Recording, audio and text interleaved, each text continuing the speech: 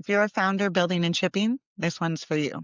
So founders love to say move fast and break things. But the truth is, moving early means living in the broken parts. So this week with Lynda AI and the big Atlas release from OpenAI, I saw both sides.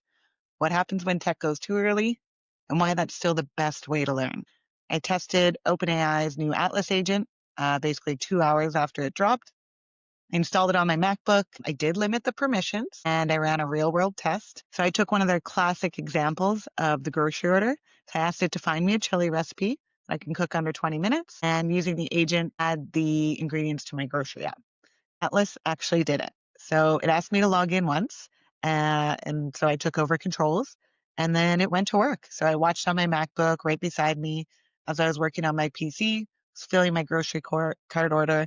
Was it a little slower? For sure. It was day one of the release. And that's kind of the point. Early tools, they're not about polish. They're kind of just about proof that they're solving a problem. So yeah, sometimes you have to go early to learn quickly.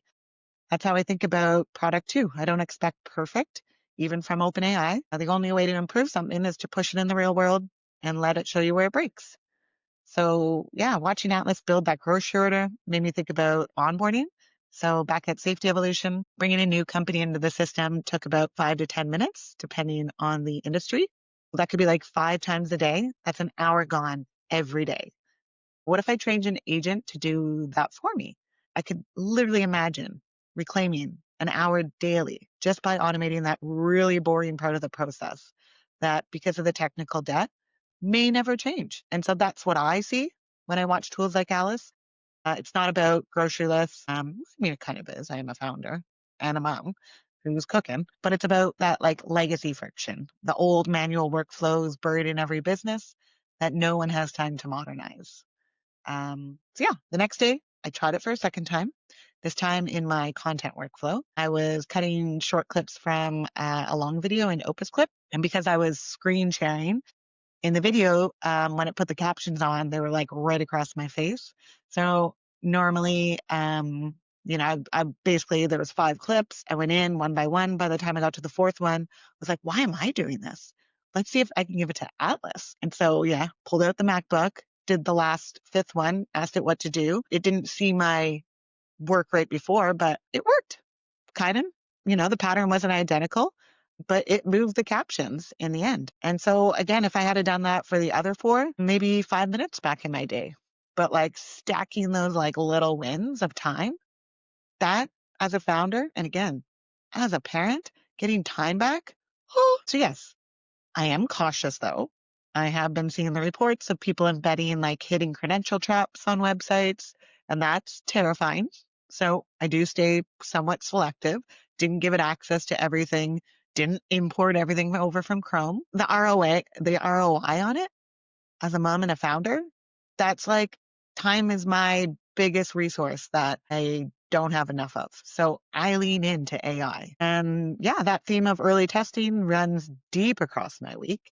Outside of Lynda AI, I've been growing a founder network manually and on purpose. So since August, I've sent over 1,800 connection requests and had 740 accepted. So that's about 40% acceptance rate. So I'm using HeyReach to automate that out. Where I get the list of who I want to reach out to is from Trigify. I scrape engagers off of influencers who are talking to my ICP. And so then once the connection request is made, I reach out manually. There's no mass automation behind this. I just want real relationships in the beginning. We're nowhere near ready to scale outreach by any means. Bootstrapping, it really teaches you patience. I could go fast track it with AI, but I don't want to skip over those parts. These are like really good conversations that are turning into leads. Those leads are turning into customers. And I think in the beginning, this is the right way for us to build Lynda. Meanwhile, I'm tracking everything inside Breakhold, a CRM built for LinkedIn selling. So it keeps me in the CRM and I can engage within LinkedIn or message them without switching tabs, which is a huge time saver. So depending on your sales process, are you using the best tool? Do you have the best CRM? Honestly, I think back to HubSpot, and there's just like at the time, there were so many manual steps. If you forgot to mark a meeting or forgot to do follow up. You kind of like you're working from your memory. It was an interesting time, I'll just say. So yeah, if that's you, ask yourself, is your CRM working for you or are you working for your CRM? So this ties into another area I've doubled down on, content. So since June, I've showed up consistently on LinkedIn. Some weeks I miss, not my full 7 days, but the compounding is real. 177,518 impressions, 90,603 people reached. Those are vanity metrics on their own, for sure. But behind them, those are followers coming into me, their DMs, their meetings, they become customers. Every post is a feedback loop telling me what resonates and what doesn't. And then there's YouTube. So I'm behind the scenes warming a channel after I accidentally deleted my first one in July. Classic founder move, I'll say. So yeah, I restarted around August 7th. And since then, 38,000 views, 56 hours of watch time, 21 subscribers, 1,331 views in the last 48 hours. And that's just like small, consistent growth from daily reps, I'll say. What's interesting is I can see the places where, as a founder, I wanted to give up and maybe I stopped producing content. I could see in the dips. But anyway, I'm sticking to it. Here's the system behind the short videos. It is hands off. I drop short videos into a Google Drive folder and then an N8N workflow that I built auto uploads every day. It's building data. I can see what hits, what misses, what themes connect. I'm hoping by January, I'll have months of signal instead of starting from zero. And that's the goal, is to learn while I build. And now on the Lynda AI side, I hit a bit of a pause. So we hit over 50% churn. And it was for the exact same reason across all users. Same feedback, same fix. And so we're going to do that after we fix the or finish the orchestrator upgrade. And so that's the system outruns all the tool calling. It's just in its final stages. So once that's stable and we push the fix, we'll fix that other onboarding item that's making people churn.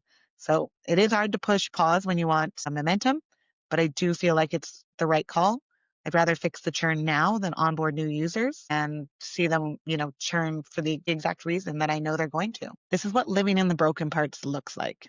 You move early, you hit walls, some are product issues, some are timing, some are self-inflicted, but that's how you learn faster than the people building in stealth mode and waiting for those perfect conditions, 4 to 6 months with no one ever going live. Back to Atlas for a moment, because the parallel is perfect. Training an agent feels just like onboarding a new teammate. Slow, it's awkward, it's imperfect, but once it learns the workflow, it really compounds. And so that's the same patience I'm giving Lynda right now, letting it learn before it scales. So what's next? Well, finish the orchestrator and the churn. Next week, I want to dive into breakhold and around the updates that make LinkedIn selling smoother.